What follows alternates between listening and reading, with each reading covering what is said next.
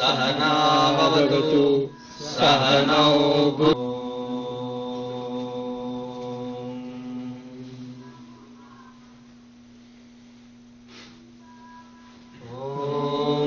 सहना भवतु सहनौ भुनक्तु सह वीर्यं करवावहै तेजस्विनावधीतमस्तु मा विद्विषावहै। ॐ शान्ति शान्ति शान्तिः।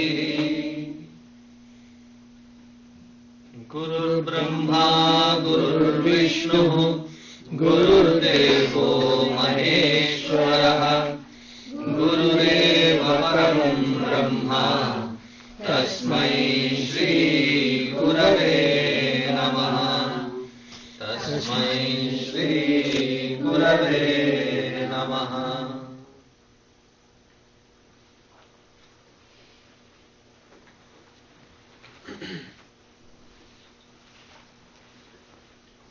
Today we will be exploring about a topic wherein we will discuss about God, grace and surrender.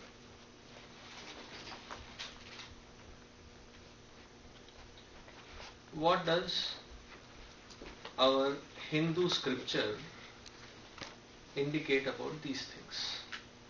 How do we practice it in our day-to-day life?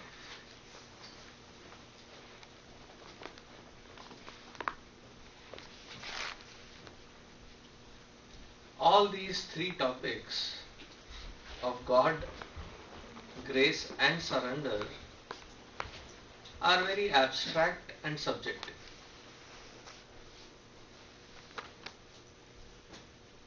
Pointers can be given, but because it is so subjective, nothing of a definitive definitions can be created, but pointers can be given. As we discussed in the earlier day, that our mind functions in the field of known parameters, whereas the intellect functions in the parameters of unknown. God, where does it come in? Is it a known parameter or is it an unknown parameter? Well, let me remind. Known parameter is something that which we have experienced. Unknown parameter is something that is to be explored. God, where does it fall?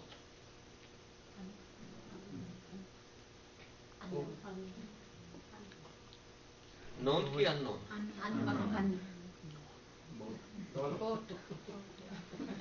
How can it be both? Now, I would be confused even if somebody said known, but now you confuse me further by saying both.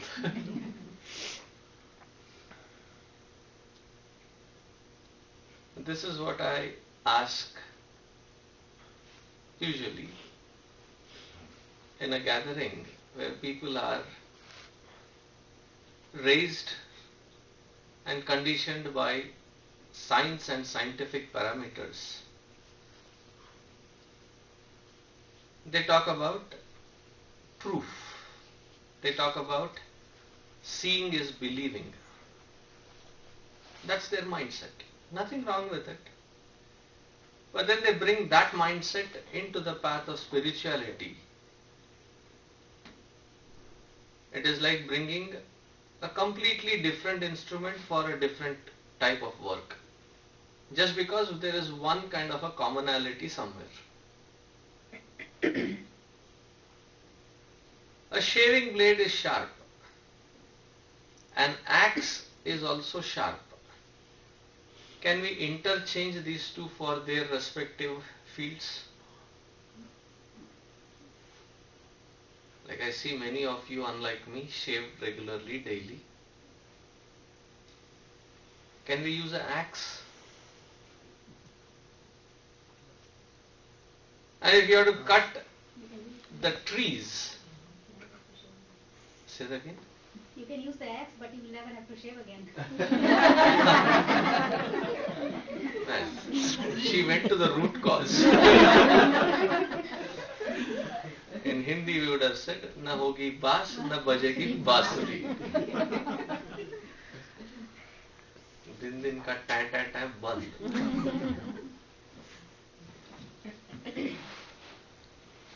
I'll be careful.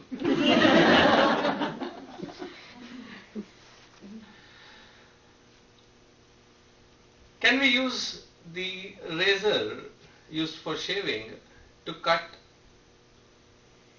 a tree? Axe, instead of an axe, can you use it? You can. There's nobody that will stop you.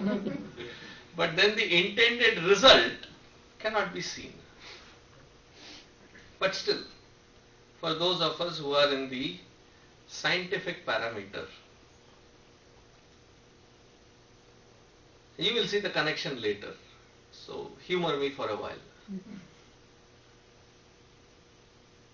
Is there anybody who has studied less than undergrad?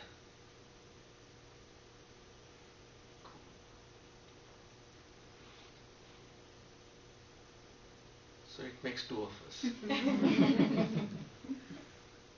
So when people ask me about my education qualification, I say SN. Satvi 7 bar fail, Navi 9 bar fail.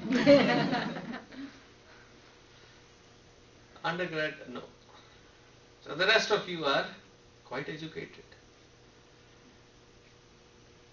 Masters, how many of you have done masters? Wow, I should be scared.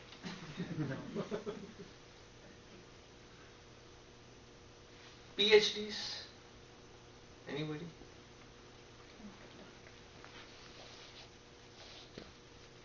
No, I am talking of Saraswati Putra, not of Lakshmi Putra.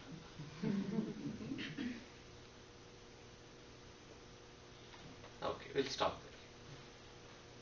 So it means you have been educated and you have studied somewhere in your entire education field that this entire creation is made up of atoms. Do you all agree? Do you all believe?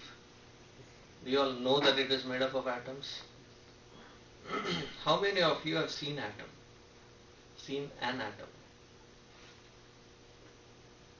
Not in the books,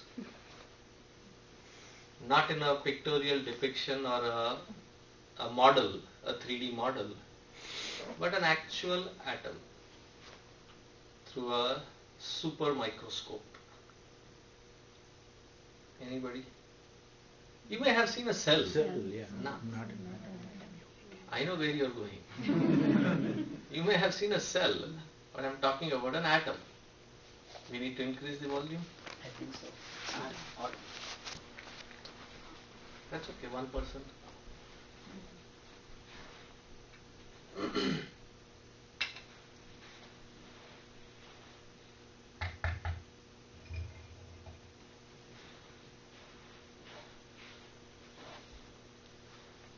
Can I begin? Yes. Okay. Can you all hear me? Yes. Good. Online people, if they don't hear, they have to come here.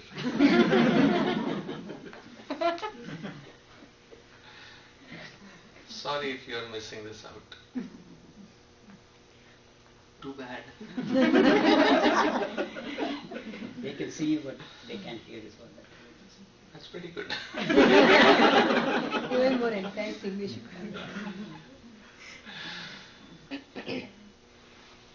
This is called a true teaser. It's having a resound, sir. Can you reduce it? Good. Thank you. So we have not seen an atom. None of us. And I'm talking to the educated lot.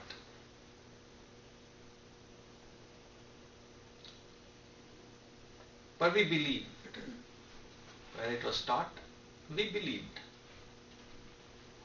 And whatever else that we have educated ourselves in, that premise that was taken up, which was taught probably in high school or even earlier than that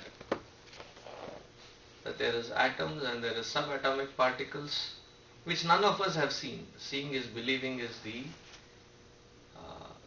key statement made by all those who are with a scientific bent of mind. But then you have given science a scope of faith and belief to pursue further, to acknowledge the possibility of what you have studied as a reality. Fair enough? If you don't agree with me, please raise your hand. We'll resolve it. I'll send you to her.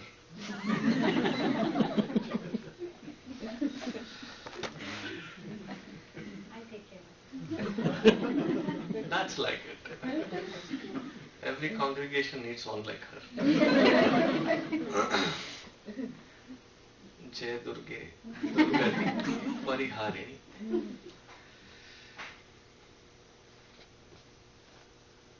Isn't it that that initial step of science was laid out without experience on the basis of faith, because we had faith in what the scientists were claiming?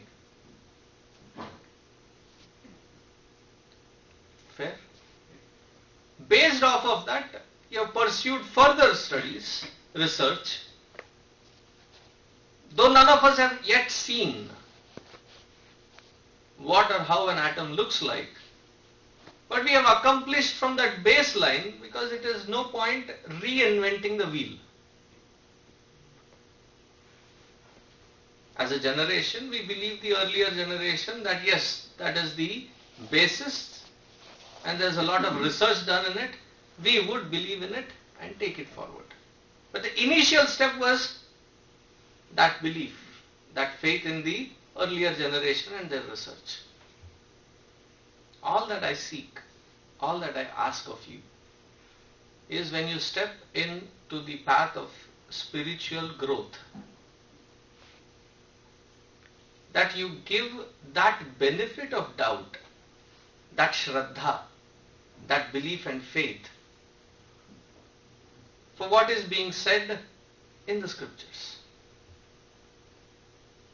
Am I expecting too much? A fair enough a deal? So deal struck?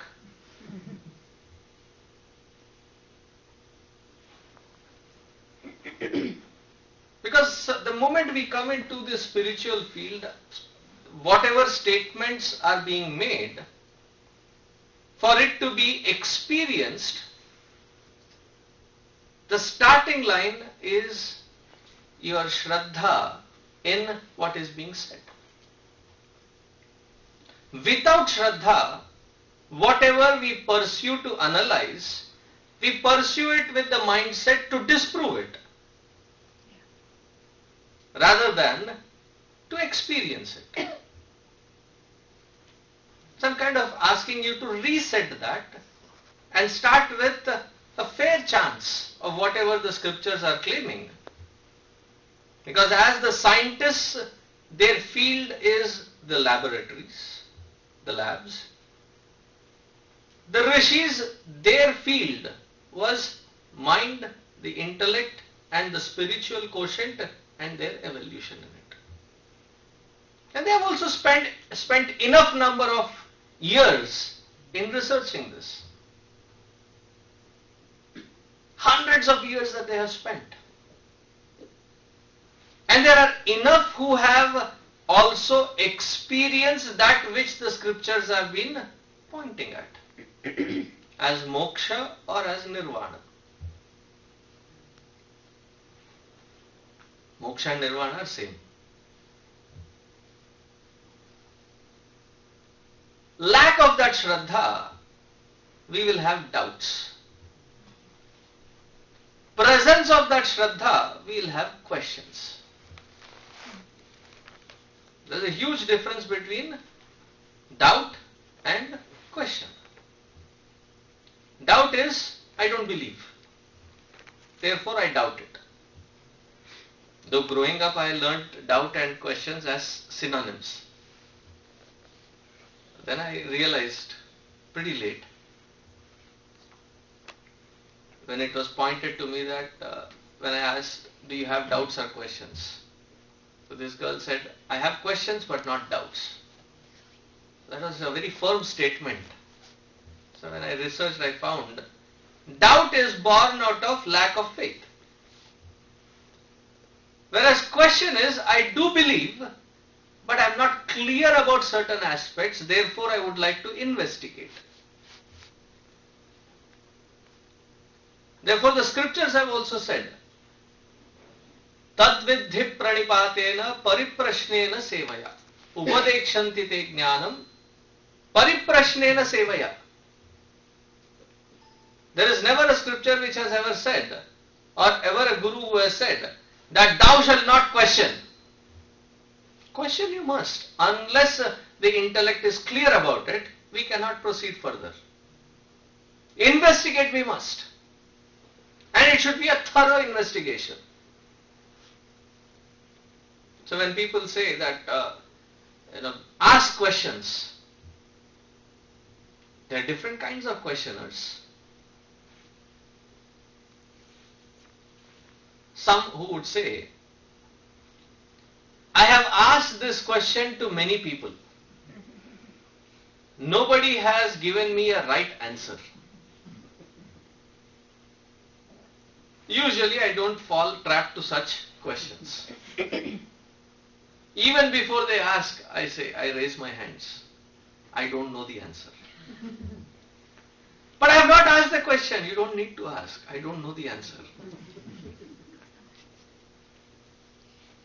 Because they are not in enquiring mind about the answer, because they are in love with their question. बहुतों को पूछ लिया, तू भी बोल के दिखा. I've asked them many.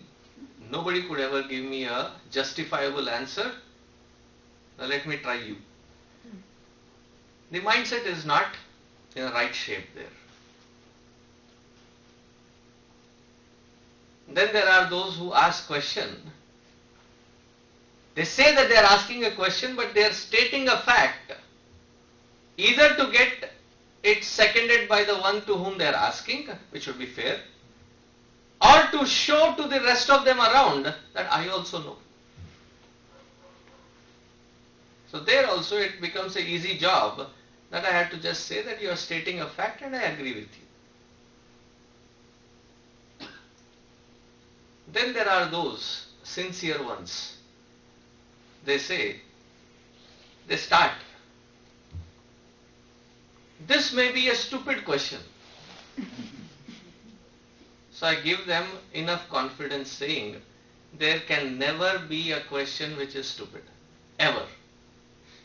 Sometimes the questioner can be.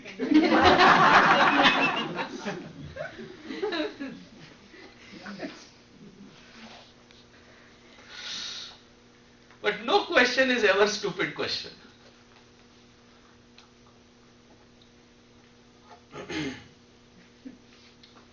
Pariprashnena sevaya. And in these sincere people, you see that even the question has a clarity in it. They may not be clear about what they are asking, but what they do not know, they are very clear about it. Because they have done enough research in trying to identify what that question is.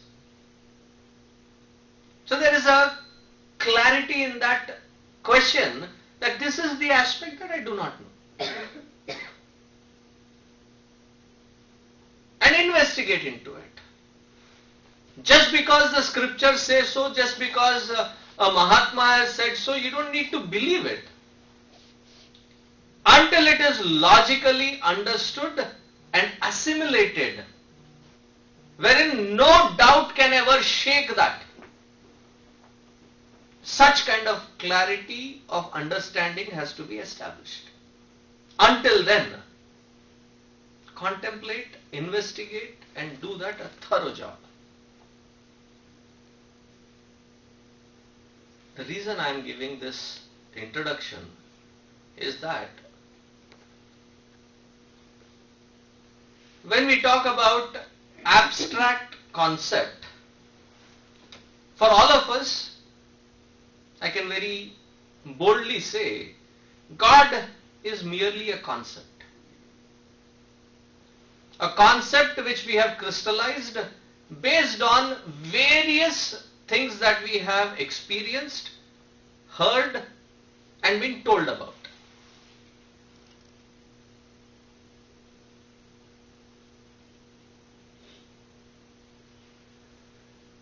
In various religions,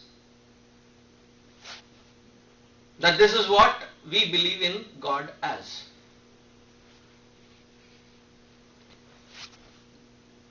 The broad-mindedness of the Vaidika Samskriti, the Vedic culture, is that they have not been anything less than universal about defining these basic concepts. And they have been very liberal in their prayers. They have not divided the world into believers and non-believers and only the believers being saved. But they have said that everybody who is sentient, may they be prosperous, may they be happy, may they always come out of illness and limitations. Sarve bhavantu sukhinah, sarve santu niramayaha, sarve bhadrani pashyantu, ma kaschid dukkha bhag bhavet. May no one ever be miserable. And we have learned it, we keep chanting it. Just think about it. It could have been Sarve Hindavaha, Haindavaha, Sukhino Bhavantu, Sarve Haindavaha, Niramayas Santu. Haindavaha, those who are Hindu believers, practicing Hindu. Not even just a Hindu because of virtue of birth, but those who are sincerely practicing. They alone should be protected. They alone should be. That was not the perspective. They are pretty broad-minded.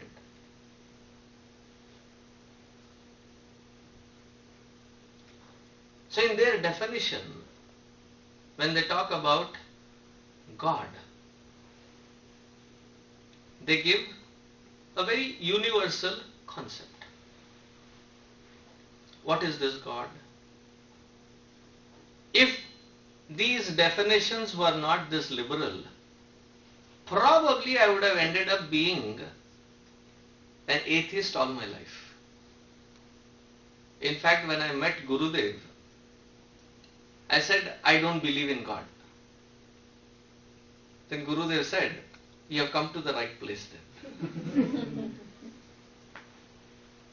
And he added, I also started with the same perspective. So I think I have some experience in that. And his humility.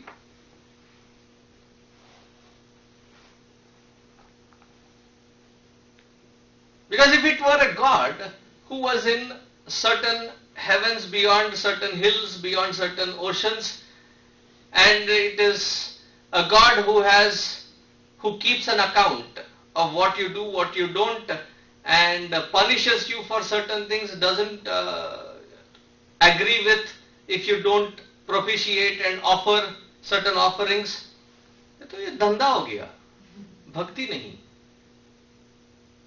You getting what I'm saying?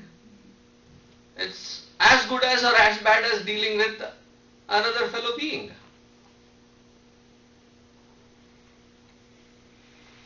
So what is the definition that they have given? I'll talk from the highest to the most easy format of understanding and associating oneself with God.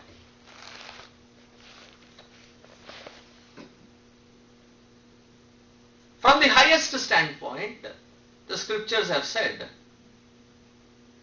that who is this God? tat tvam asi. That thou art.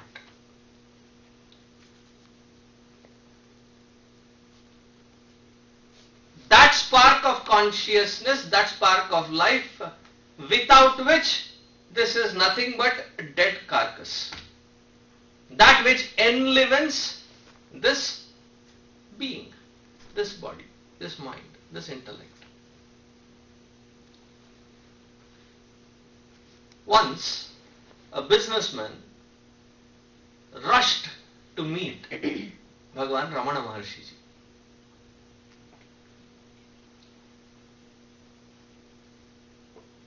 There was a huge population there in front of Ramana Maharshi. He just pushed everybody aside and he came, did namaskar, expecting some chamatkar. He said, Bhagavan, I have come. I have taken time off. Show me God. They say that you are well experienced in that.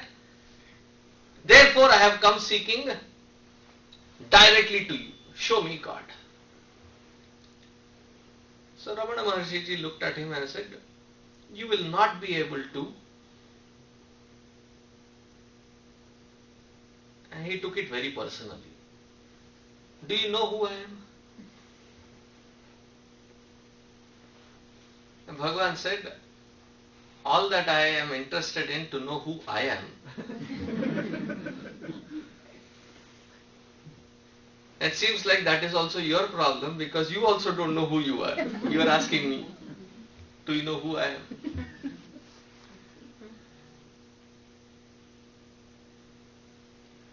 I am an accomplished businessman.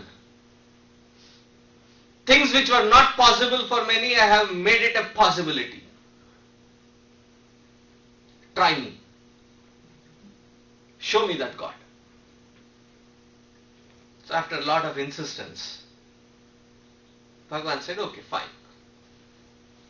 So he suddenly lifted his hand and pointed and started moving his finger. So he didn't say much, but he looked at that businessman and said, watch, can you see God? So he looked around and he looked all over the place and said, what are you pointing at? I don't see anything.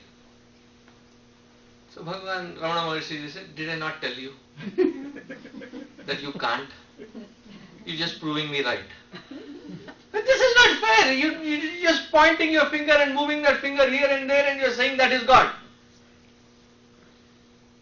So then Bhagavan went to explain that imagine if I cut this finger and throw it down, will it move?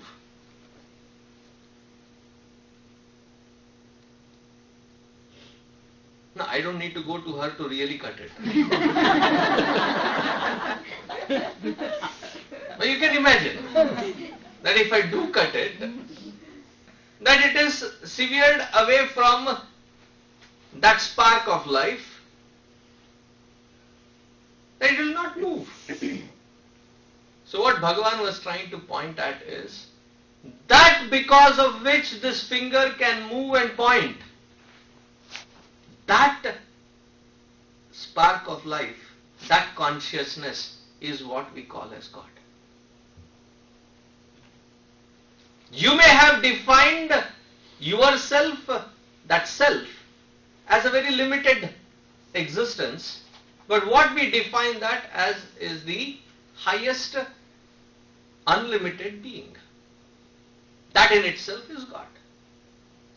What Bhagavan was trying to teach there was Kena Upanishad, where the very first mantra, because the first word starts with Kena, the name that it got popular with is called Kena Upanishad. That Upanishad which starts with the word Kena. See, Sanskritam we write in English and try to read that English to say that Sanskritam, and the pronunciations get messed up. So there was this 12th grader. He said, Swamiji, my dad asked me to pick a book from you. He said he talked to you. I need quinoa. I need that quinoa. I said, I know quinoa. I don't know what is quinoa. And then he showed me the text that his dad has sent. There's an Upanishad called Kena. Pick it up. And he was reading K-E-N-A as Kena. So it is not Kena Upanishad. It is Kena Upanishad. The first mantra the student asks, Keneshitam patati preshitam manaha kena prana prathama praiti yuktaha Keneshitam vacham imam vadanti.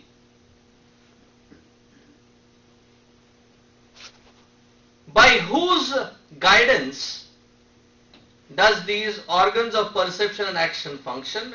Does this mind function? Does that intellect grasp? What is it or who is it? By whom inspired these things function in their individual fields? And the Guru says it is the eye of the eye, mind of the mind, ear of the ear. That subtle expression because of which all these things are enlivened. Tat Tvam Asi. So if you have a problem with the creation, who created this creation? God created. Who is God now? Living principle. The one who is It is you, the self. So who should you talk to? Have a word with yourself.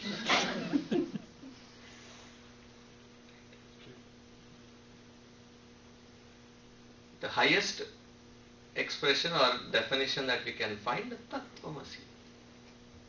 And the Tattvamasi is called an instructional Mahavakya. Adesha or Upadesha Vakya.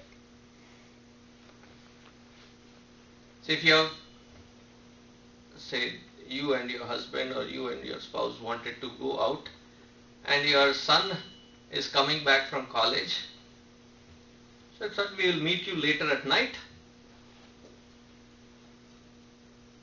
and then you made something for the child. Usually when they are at home they don't like Indian food, but when they come back from college they are craving for it. Those who have still kindergartners or middle schoolers, believe me when I say it, they may retaliate at this point with the food that is there again and throw tantrums and their shenanigans. Don't get bogged down by it. There will be a time wherein they will call you also, say, can I have the recipe? Oh, such things happen, Swamiji? Yes, they happen. So you prepared that plate and put it in the refrigerator and you left a note, a sticky note, or a place wherein there is prominent, I said, food in the refrigerator, warm it up and eat. So what is that statement? Upadesha Vakya. Instruction message. Now this instruction message is not a mantra wherein you have to do the japa of it. That I close my eyes, Tattvamasi, Tattvamasi, Tattvamasi. No, it is not for that purpose. It is a pointer. Now when you call, whenever you found time in whatever you were engaged in, you call, Beta, have you reached home? Yes, Mama. Did you get the instruction? Yes, yes, I read it. Food is in the fridge, warm it up. You don't want to hear that. What do you want to hear? The application of it. You want to hear, yes, I have warmed it up and I have had it, thank you. Thank you is my extra action. They may not. Understand there is a thank you in there. Don't feel bad. Apna hi beta hai. That is called Anubhava Vakya.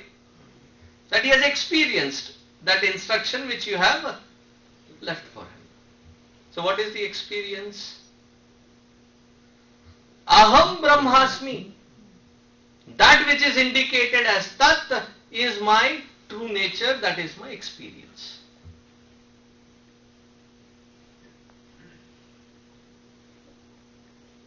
This is the highest. Now, but to understand that, one has, or to experience that as my own self, one has to fine-tune oneself rigorously to be able to experience it as one's own true nature which always existed. Are there radio waves in this room? How do you know? Phone works. Please turn it off. Phone works. Radio waves. If you have a gadget, a transistor, you can tune to that particular channel and receive FM, AM, short waves, various waves. But you have to fine tune it. So you need to have that instrument, and that instrument has to be fine tuned to experience that which is all pervading and ever present, the radio waves. Similarly, to experience this, we have the instruments of Sharira, Mana, Buddhi, body, mind and intellect. In Chinmaya Mission we call it BMI. Don't get confused, it is not body mass index. We are talking about body, mind and intellect. We have three equipments. To fine tune this equipment at a physical level, at a gross level, is called Karma Yoga. What is Karma Yoga? On our Peoria Chinmaya YouTube channel, the first day talk, the inevitability action, go listen to it.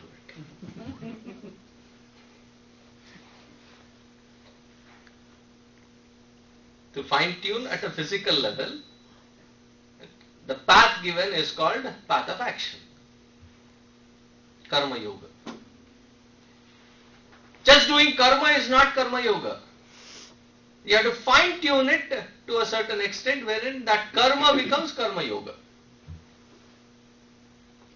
To fine tune at the emotional level, mind level, it is called Bhakti Yoga.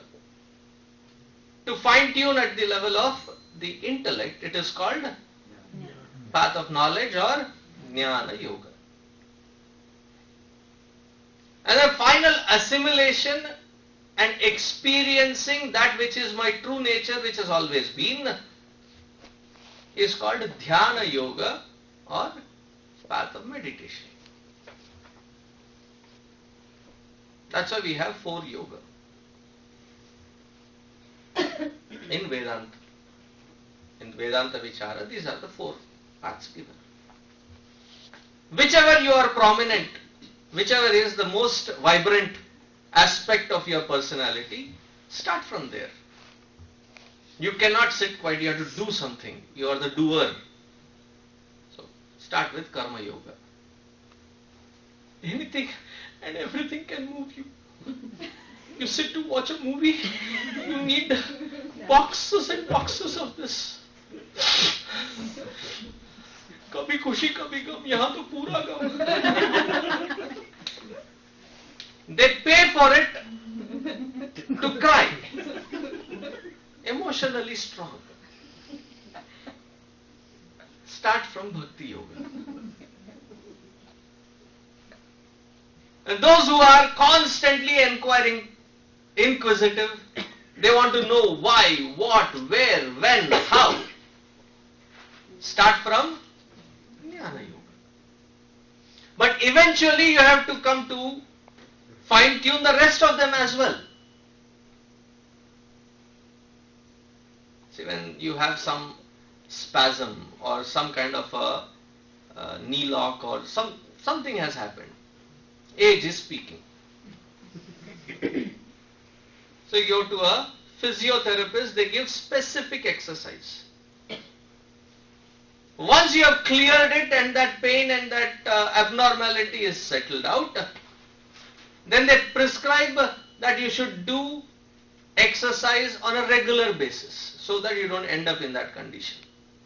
Then you have to focus on exercising the entire body. Upper torso, shoulder, the mid torso, the biggest problem. Every December 31st, and the builders seem to have quite a sense of humor. That as soon as you get into the bathroom area, there are huge mirrors reflecting from all directions, all aspects of your rounded personality. So you look at it and you don't feel nice about it and you say, kuch to karna padega. I have to work on it. Somewhere I read very beautiful that which you are not ready to wear, don't eat. Because after eating, you start wearing tires. So stop. I'll tell you the best exercise though. When somebody offers food, okay, can you all sit straight? It's a very simple technique, but a very effective technique. Okay, sit straight.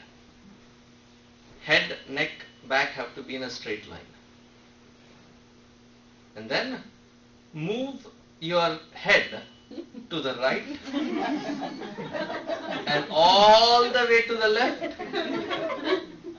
and again to the right and do it several times. What does it mean? No. Right. That is the safest and best exercise.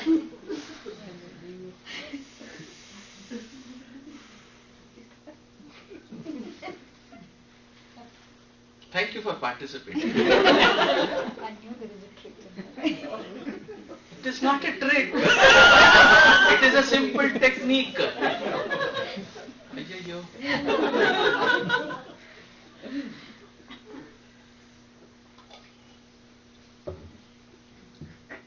So when you are asked to do exercise, imagine if somebody were to do exercise only of their arms, right arm only. So they have been doing dumbbells, they have been doing pull-ups, and they are doing a lot of things only with right hand. The right hand has become shapely. The rest of the body is like an agarbatti. What do you call such person? Abnormal cartoon. Specimen hai na, cartoon. I call them a caricature. Have you gone to these Disney World and other places, malls where they have these artists who draw the caricatures? So when you sit there, within 5 minutes they draw a caricature and present it. What do? They pick a certain aspect of your physical aspect and then accentuate it, exaggerate it, like somebody has a prominent nose. So what do? They do big nose.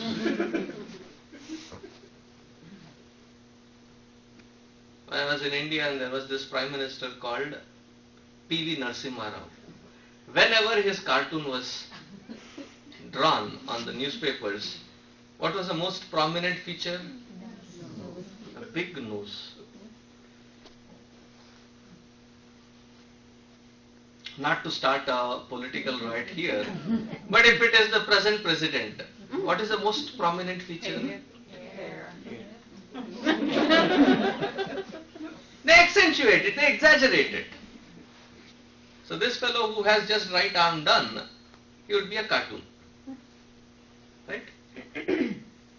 So you need a complete body workout. Maybe 2 days this, 2 days other one, 2 days. But a whole body system wherein every group of muscle gets to be burning its calories and come into a shape, fine-tuned.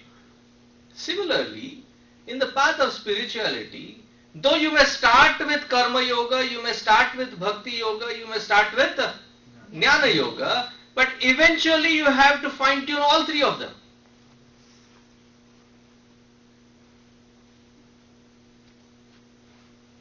Fine tune and purify.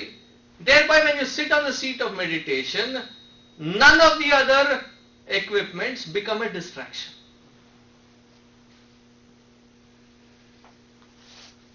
Have you all parked your car? Is it locked? What if that doubt sets in? Could you be sitting here focusing on this? Have I created a doubt? Suddenly you're like...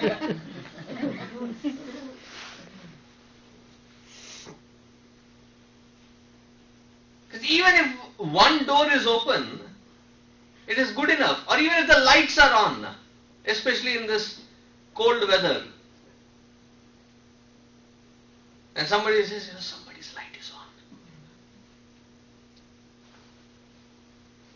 So you go rush, because it will drain. Similarly, if these three equipments, three layers that we have, one of them is not focused on, one of them is not fine-tuned, that will be standing out as a sore thumb. And you will not be able to meditate.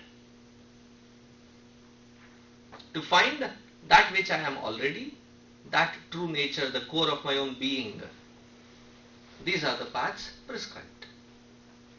But then, that intellect has to be so subtle to be able to grasp and abide in that true nature. So there are the next definition. What is God?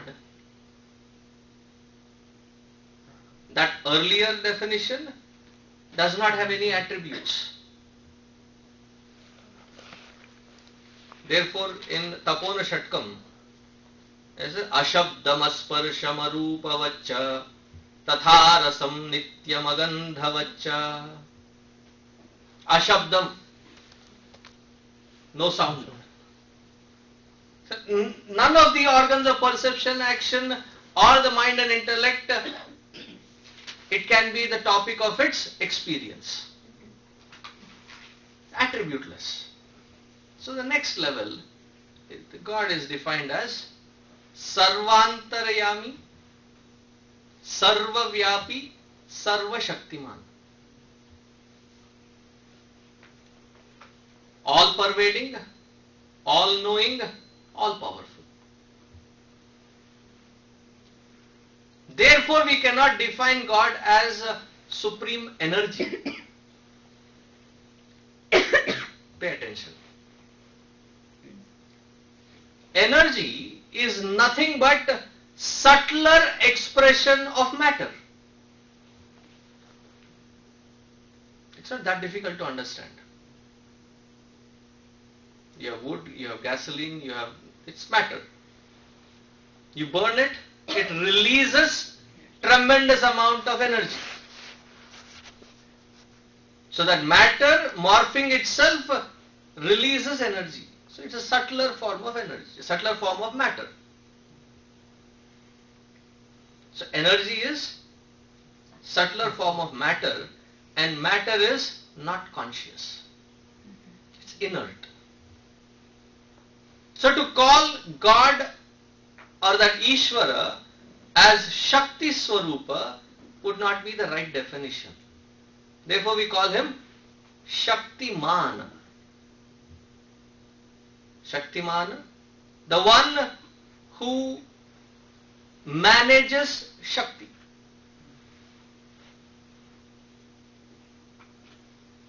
The one who has the Shakti under control. That way, if you look at it, between that Ishvara and us individual, it's very easy to understand. He has all Shakti and no desires. We have all desires and no Shakti. So if you can make that switch, you are there. Isn't it true? He is Sarva Shaktiman, Sarva Vyapi and Sarvantara Yam. All pervasive, all powerful, all knowing. Now here is where one has to understand that as the Ishvara, he becomes the creator of the universe. Actually, it is not even universe, a cosmos, which has parallel verses, because it is no more uni. You may have heard this mantra, wherein we say, Akhilanda Koti Brahmanda Nayaka. He is the Nayaka. He is not just the god of Hindus, he is not just the god of Indians. He is that Lord who is the Lord of entire creation. And how many such worlds are there? Infinite number of them. Parallelly they are existing. So when I was teaching this to Balavihar kids, one of them very confused, very concerned, not confused. So you mean to say there are aliens? I said yes, and I can prove it to you that they are more intelligent than us. I said, can you prove it? I said yes. They have never tried contacting human beings from Earth. That shows their intelligence.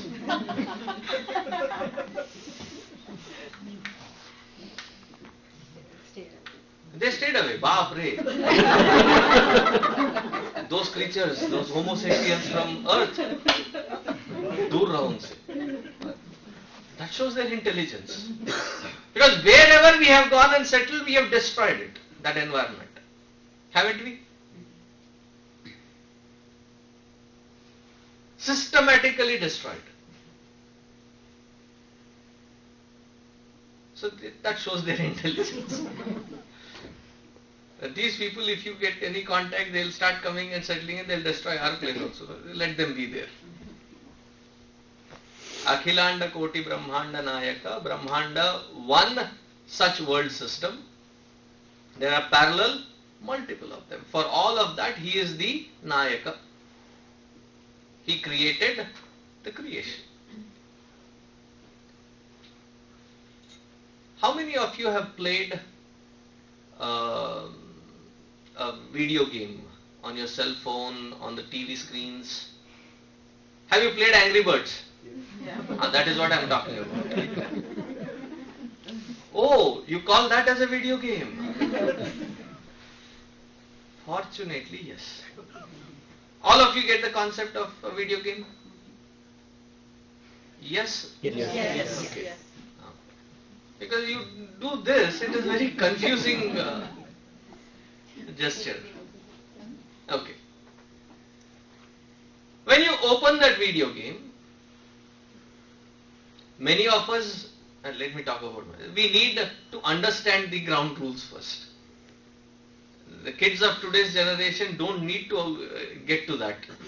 They don't need instructions. I think they are born with a special chip in there. Throw them any gadget, they know how to operate it. I am not exaggerating. A 6-month-old takes the cell phone and knows the pattern of password, opens it, flips around, knows which app to click, and it has some songs or some rhymes or something, and they are happy with it. A 6-month-old. And for many of us, we don't even know how to turn it off. Yeah. Once after repeated instructions, this lady is in the discourse, her phone was ringing every 2-3 minutes once. And that is one thing that ticks me off quite a bit. So I said, Amma, which part of turn it off do you not understand? Give it to me, I'll turn it off. Thank you, Swami, I didn't know how to turn it off. And she's a doctor.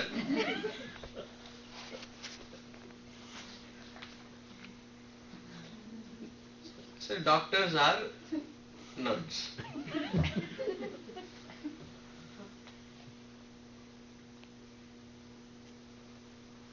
So that game, you open it, you understood the ground rules. There are some games wherein the rule is, it's pretty frustrating. There was this game wherein this bird, let me tell you, Flappy Bird. It was a dumb premise, but it was so challengingly frustrating.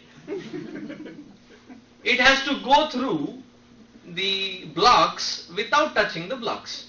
That was it. But after a certain level, it starts speeding up. And you have to be able to go up and down with the speed with which the blocks are moving. And if you fail, you start over again. That was the ground rule for that game. In Angry Birds, there is a different rule. Each game has a rule for it. Ground rules set. Once the ground rules are set, the architect who has created that game, can they suddenly come and mess up with your game? Or can they suddenly come and change your game? No. It's all up to the individual who is playing that game. Fair enough? Similarly, if we understand this entire creation as a big game,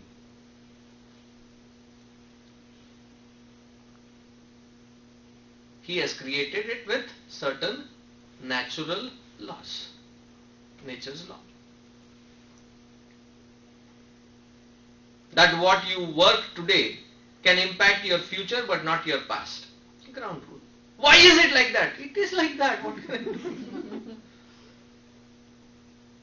Sometimes when I see the parents with their children who have just started learning to speak, to all the parents, salutations for your patience, including my own. Man, can they ask questions? Mama, Mama, Mama, why is that? After 3 or 4, I get anxious. And his mother patiently has to explain. The father has to patiently explain everything.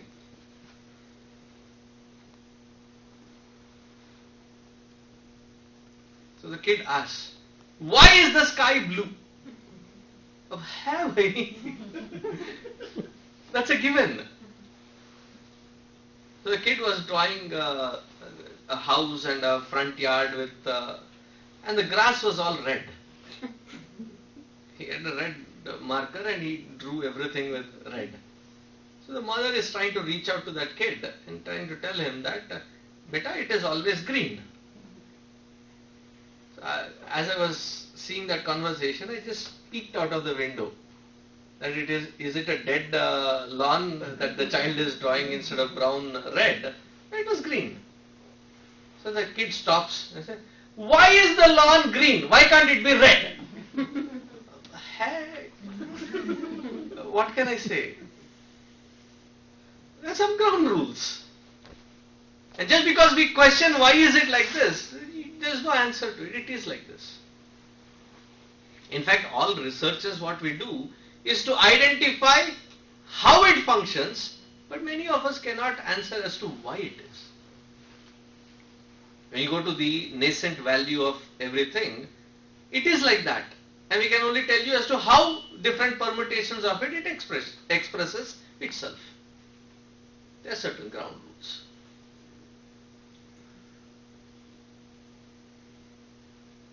There are certain value systems that are given. And thank goodness across different religions, beliefs, faiths, these values are very common. Do you know the difference between a value and a virtue? What is it? The values when become your virtues. Values are respected but not followed. Virtues are those very values when they are applied and imbibed in your own life and expressed through your actions. They become virtues. These values are consistent all across. There are certain rules. These are the values. These are the not to do's. Why are these given as a ground rule? Use these natural laws so that you can make your life not the living, not the lifestyle, your life simple, seamless, enjoyable, joyful and peaceful.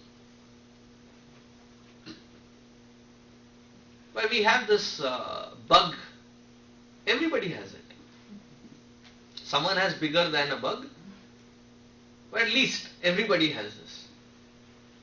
It starts with our teenage. And teenagers have these two questions and they think they know it all. They're intelligent. What are the two questions? You ask them to do something. They'll say, why? You ask them not to do something. What is their question? Why not? It starts from that age. If you know that there is an electric socket and it will give you a shock. You are telling them, be careful. Why? Meri marzi. I was listening to this song long time ago. In Bombay, in a taxi, that fellow was playing it. It had a very funny lyrics. It said, Meri shadi main khud na jaऊं, meri marzi.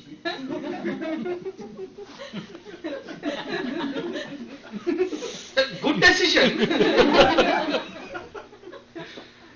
But if you don't go to your own marriage, then it is not your marriage.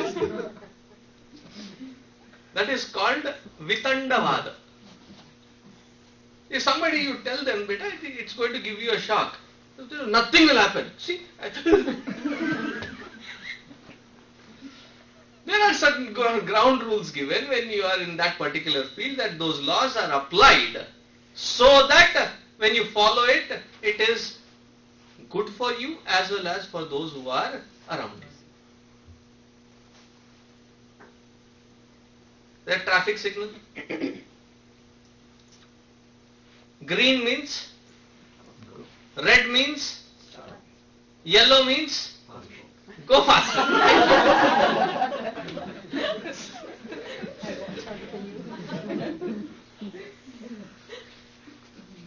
I have become so confident with this question pattern, there will be at least one person who will say, go faster.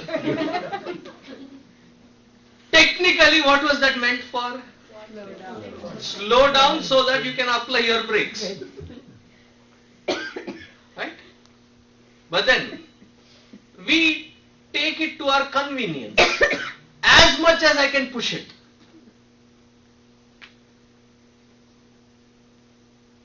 So God, as Ishvara, is the one who has given the creation and a set of rules. You apply them and you evolve. You go contrary to them, you suffer.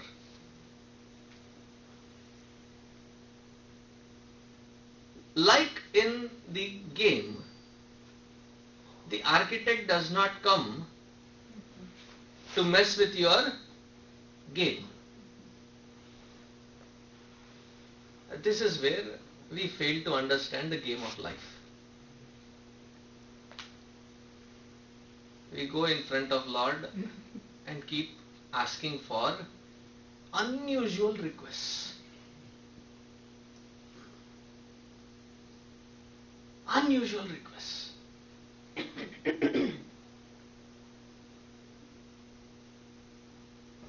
Forgetting that as Ishvara, what does he promise? This is given in Upanishads, this is given in Bhagavad Gita, this is given in other scriptures as well. He gives us what we deserve, though not what we desire.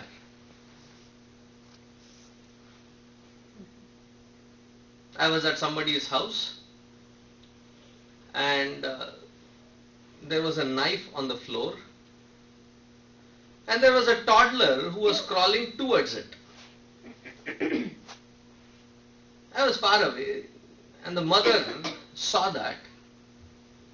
If you were there, there's a knife and there's a toddler. And the toddler is inching towards the knife. what would you do? Whoever is closer, whichever is closer, you pick that one up. Yeah. If the knife is closer, you pick the knife and put it away. If the child is closer, first pick the child. As soon as you pick that child, what is the response of that child? The wireless machine, the little thing can make a lot of noise. The wireless machine turns on.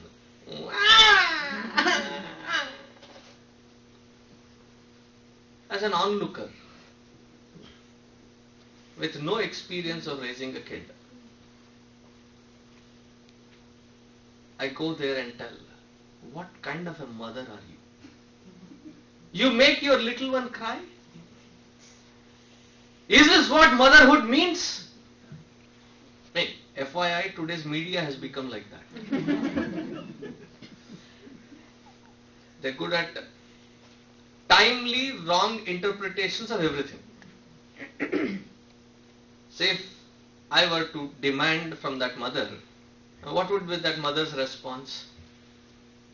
I know what is right for that child. Stay away. Thank goodness you did not get married. Stay away. Be like that.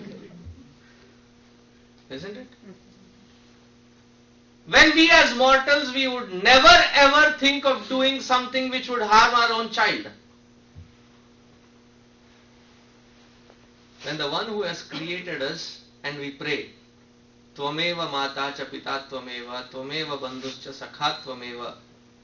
O Lord, you are my father, mother, you are my best friend, you are my everything. Wouldn't He take care of us? In fact, I would say, knowing this aspect, that He will give that which we deserve, though not what we desire, it includes those experiences which we call as good experiences, those experiences which we have called as bad experiences, those which we have called as horrific experiences, sad experiences. There is a reason. We have to understand that reason, assimilate it and grow to the next level.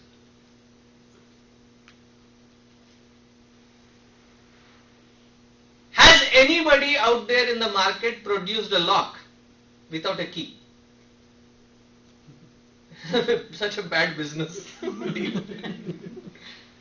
For the safety, I have produced only locks. There are no keys. Use this for ultimate safety. No, wherever there is a lock, there has to be a key. Isn't it? However tough the situation, at that moment it is the most difficult. But when you look back at it, don't you smile at them? I was so tense at that time. Now looking back at it, good I went through it. Now I know this aspect and I've grown. Every such experience is given in so that I mature to the next level. He gives what I deserve, though not what I desire.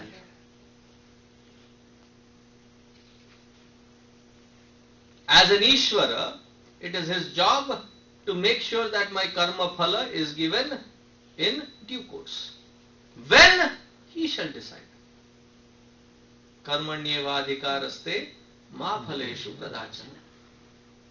That phala, he will decide when it has to, when it is the most beneficial, opportune moment for us to receive that, he will decide. He will decide. When the kid comes to you and says, Mama, everybody in my class has a phone. I also need iPhone 7s. I don't need just a phone. I need an iPhone 7s. Baba, it is as big as you. Why do you need that? No, everybody in my class has it. If you investigate, it is not that everybody has it. One fellow in the class has it, and everybody else is saying everybody else has it. Am I right? You as a parent, what do you do? Not now. You decide, right? Is it fair enough for you to decide on behalf of your child? Come on. Yes. Thank you.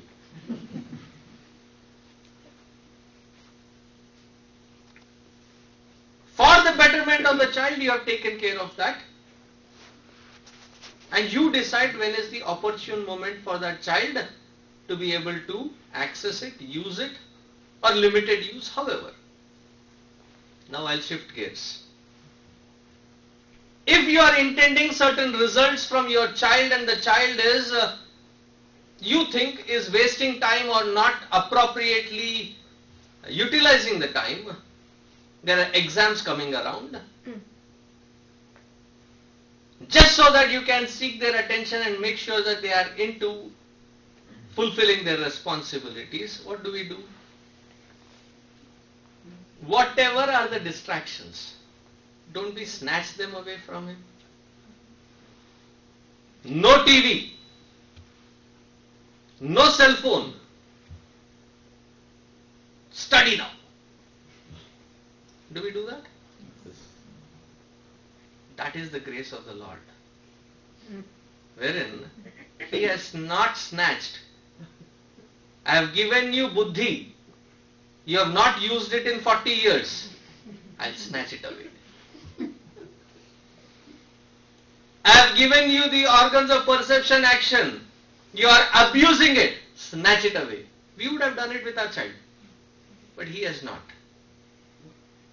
What I am trying to highlight at is grace of that divine is universal, whether you believe in him or not. But to access that grace, you need to put certain effort in a certain righteous direction to be able to experience that grace. I'll give you an example.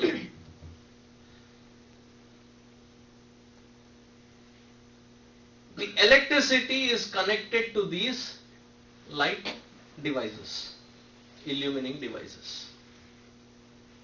Are they? But if they have to turn on, what do I have to do? Turn on the switch. That much effort you can do. That electricity which is all pervading, ever present, it blesses that instrument to glow forth as illumination. So there was this person who would go to the Lord, the altar, and he says, Bhagwan, this is my 40th day, I am pleading. I have never ever asked you anything with this intensity. Let me win this lottery. Bhagwan, this is not fair. I have been asking continuously for 40 days. That day Bhagwan thought, enough of this. So he came out and gave him a tight slap. He said, idiot, first go buy a ticket.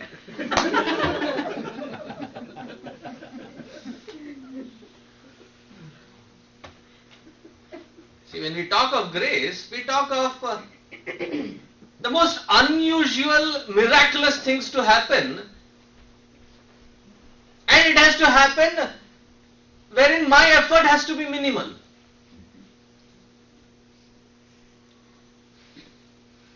The greatest way to unlock that grace is sincerity, hard work, and discipline. Sincerity, hard work, and discipline. Wherever these three are, we see that grace flow seamlessly, incessantly.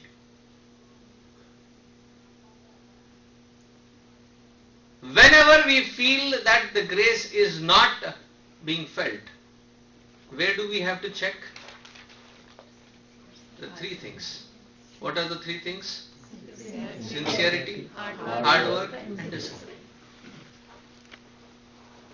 There are other virtues, but I am not talking about them. If you have these three, it is good enough to unlock that grace. That grace which is ever present, but I have to tap into it.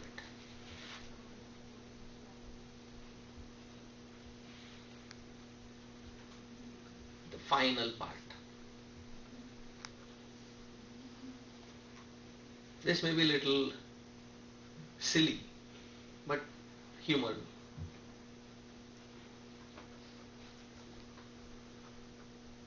Do you all take care of your children? Duh. Yes. Come on. Yes? Yes. Okay, good. Because you are all like giving me a stern look. What question is that? Of course we do. Response. You all take care of it. If your child were to come and tell you, Mama, when I wake up, this is how you have to give me a shower. This is how my clothes have to be. This is how you have to take care of me. This is how you have to provide for me. This is how you have to cook. This is how you have to clean. This is how you have... The first time the child says it, you are beaming with a smile ear to ear. मेरा बच्चा होशियार हो गया. My child has become such a smart fellow. Every hourly once comes and reminds as to how you have to take care of him. I'll not tell you how I would have reacted. I would want to know how you would respond to it. Did I get my proposition clear? What would be your response? Somebody is speaking my language. He said that he would serve them a topspin. Yes? Everybody on same page? Now imagine that who we call as our father and mother. Every day we go, we pray. In the name of prayer, what do? A specialized art of begging. भगवान एक नहीं दो चार दिला दे, car नहीं aeroplane दिला दे, dollar नहीं दिनार दिला दे, हमको भी जरा लिफ्ट कर.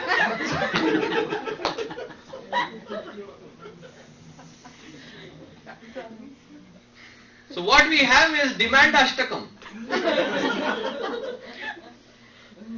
Bhagavan, you don't know how to take care of me. I need this. Why have you given this? Take it away. That which is given we don't want. That which is not given we want, and constantly whining, complaining. I tell you man, if you and I were put in that spot to constantly listen to people, we would have gone mad. I think therefore Bhagavan always is like this. अरे बस करना, इतना तो दिया है, देख.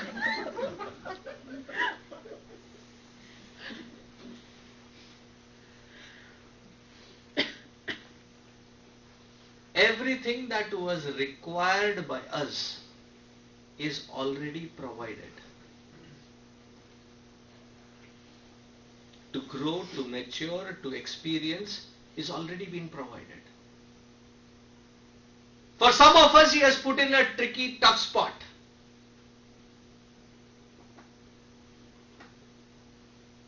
So those of us who are put in a tricky, tough spot, understand that he is expecting a lot from us.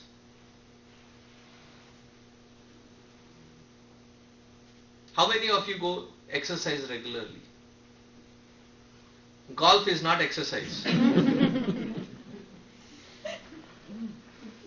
It is a beautiful walk spoiled over a stupid small ball.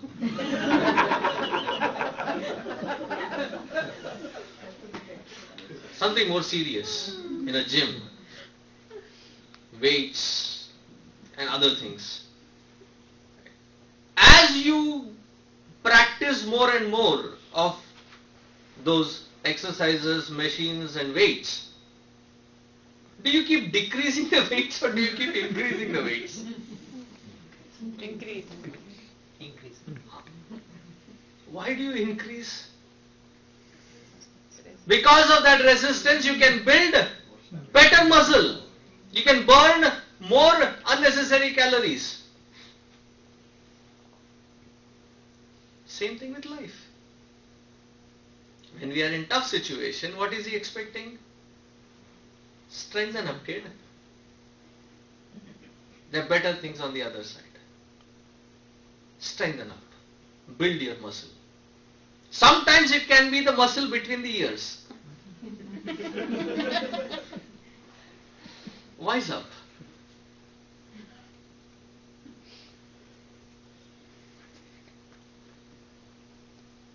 That day when we have understood that He is already taking care of us, all that we have to ask, if we have to ask of Him, is strength, patience and wisdom.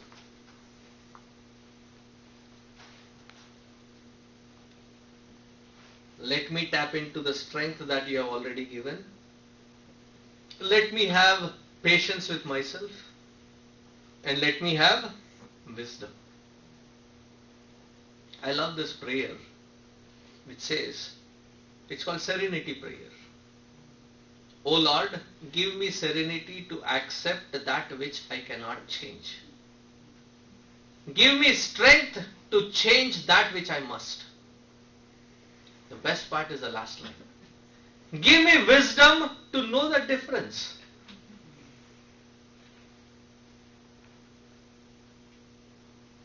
As you all drive, can you change the traffic? You're already on a certain road. Can you change the traffic? What can you change? You can reroute. You can manage your vehicle. O Lord, give me serenity to accept that which I cannot change. There's many people frustrated in the car, in a jam. I've seen them. I have also tried doing it.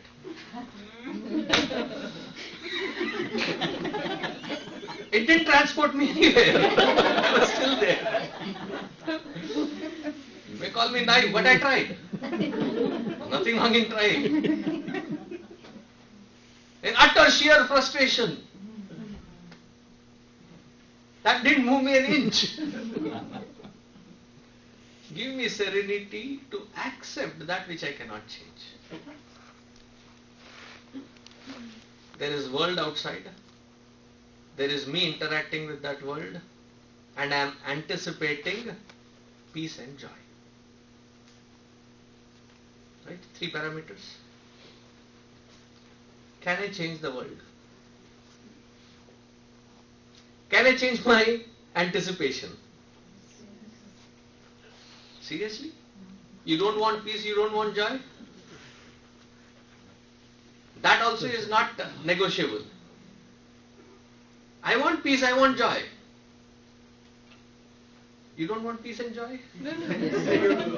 I got the first time a good sample.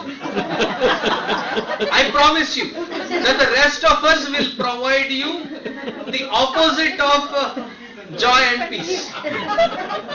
Are you ready? Thank you. So you are on the same page now? Good. Sometimes you have to use threat. I cannot change the world. I cannot negotiate less than peace and joy. So with these outside parameters, what do I have to build? Patience and acceptance to accept the external circumstances. The strength to change that which I must. What alone can I change? Myself. For 15 years in Dallas that I've been, I go to a Thai restaurant. I started going there because it was just next lane. And that fellow became a good friend. He knows me by my name. And when I go there, I don't need to order. Because he knows, no onion, no garlic, no soy, no fish sauce, no oyster sauce. So he knows my list. So he has one item called the Swami Special. Whenever I go, he orders that, it comes out. I just have to tell them, is it a rice variety or a noodle variety?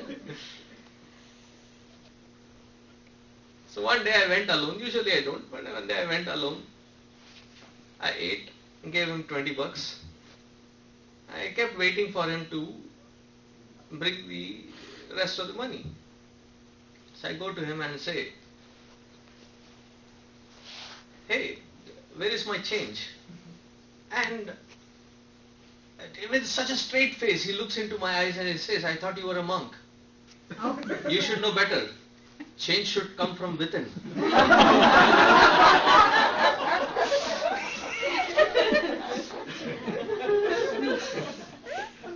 I said, that I'll put an effort at. Give me my money.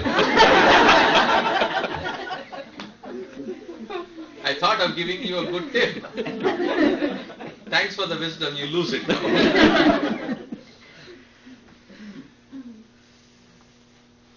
Hey, but that was inspiring. You should cut on the tip, he said. Okay, fine. All that I can change is myself.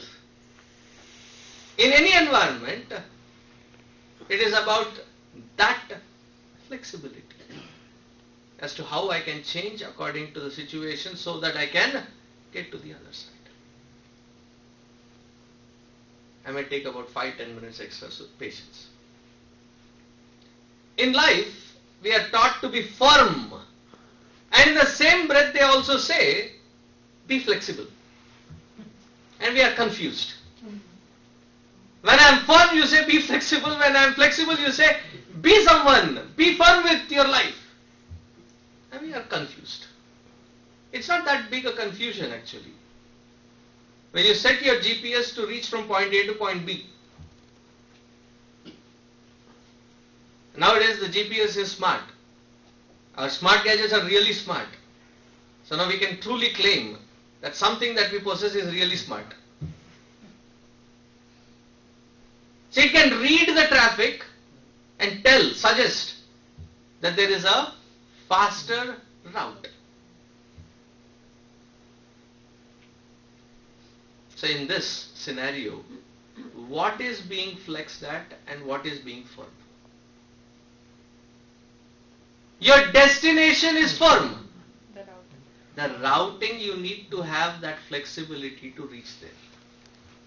Does not mean that just because I have to reach to that destination, I can use any kind of method to reach there. I mean, coming from India, where you can drive anywhere. Though the traffic has to be on one side, because there is no traffic on the other side, you start seeing these smart Alex going on the other side. Don't we see? It is dangerous for them as well as those who may come. So just because the other side is vacant, I cannot jump onto the other side. I can have the flexibility to change the route in a righteous pattern so that I can reach there. And this is one principle that I have kept in my life. There are a couple of principles. And this is one principle which has kept me floating in many tough situations. In matters of opinion, flow like waters. In matters of principle, stay firm like a rock. We almost do the same thing, that we flow freely like waters in matters of principle. Chalta hai. Nobody is seeing. And in opinions, Baapre. We are ready to fight tooth and nail.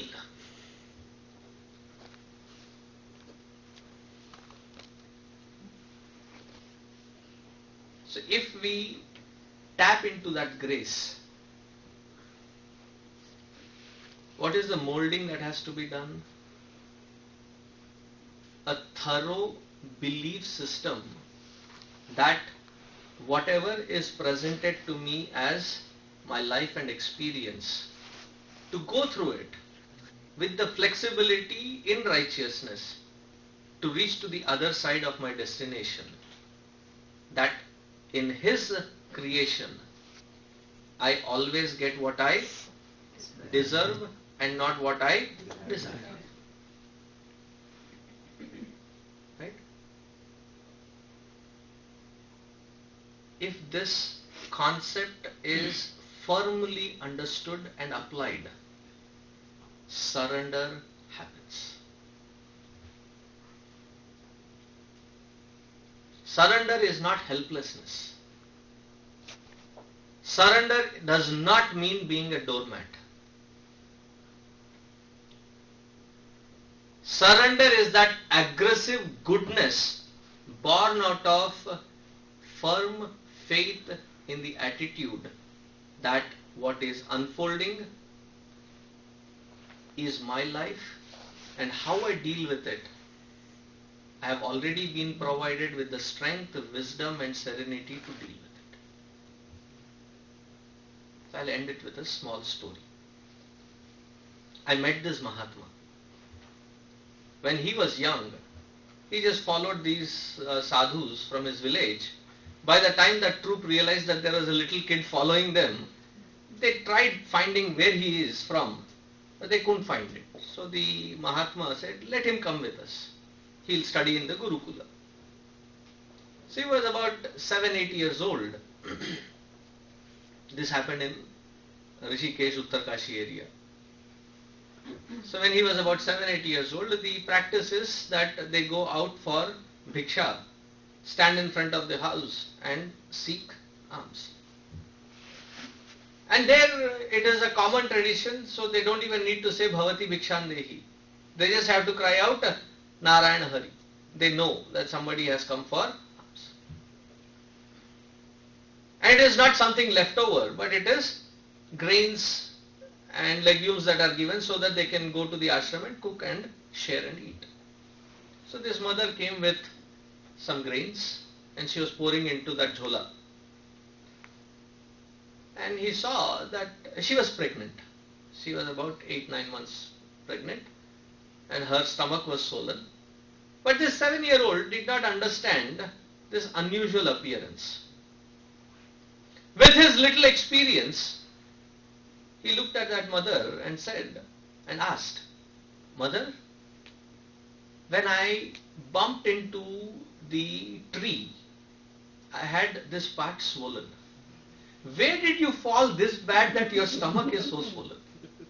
He thought it was a wound, it was some kind of a... So she laughed at this innocent question. So she explained it to that kid, saying that you were also in your mother's womb before you were born into this world. He was not interested in that concept, but he was worried about one particular thing. Where does he go for food? Because my guru makes me go through the streets. Where does this kid go for food? The mother said, he doesn't have to go anywhere. God has provided enough mechanism that whatever I eat goes directly to that child as sustenance for that child. Something clicked in his head. He dropped the bag, he dropped that whatever was given and ran to the nearby forest. She kept shouting, saying, why are you running? He wouldn't listen, he just ran away. By evening when he did not return, so they started finding out, they came to this house finally, and she said he ran to that side of the forest, into the hills. So they started searching for this kid, and in the farthest corner he was sitting under a tree. And there was a beaming smile and a shine in his face. So the Guru asked, You look very content, but did anybody scold you or what happened? Why did you run away? He said, I understood it. That if he can take care of me before I was born, he will definitely take care of me after I am born. Are you getting the concept? When that wisdom is established, what happens is called surrender.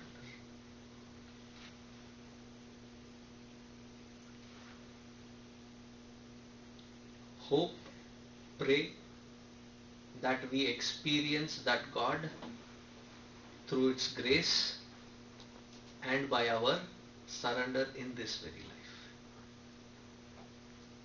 With that prayerful attitude, I think I have conveyed what I had to convey in this particular topic about God, grace and surrender.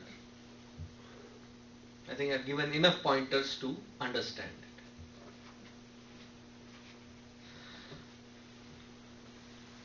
it. Om Shanti Shanti Shanti Hari Om Shri Gurubhyo Namaha Hari Om.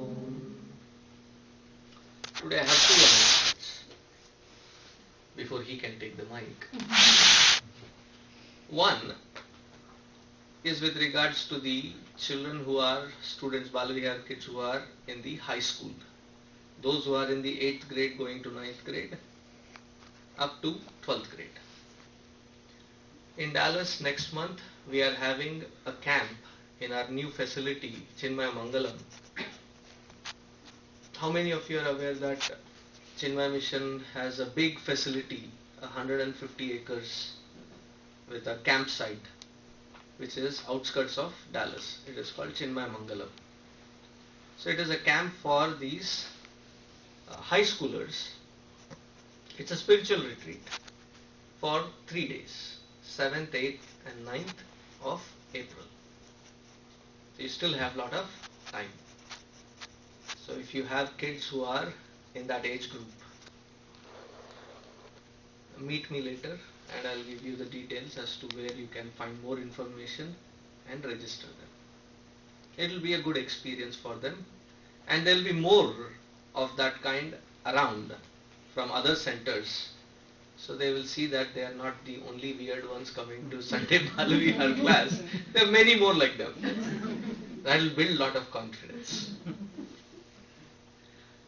The second one is a unique program that we have started, and the premise for this, it is for the age group of 18 to 28. It is called Youth Empowerment Program, YEP program.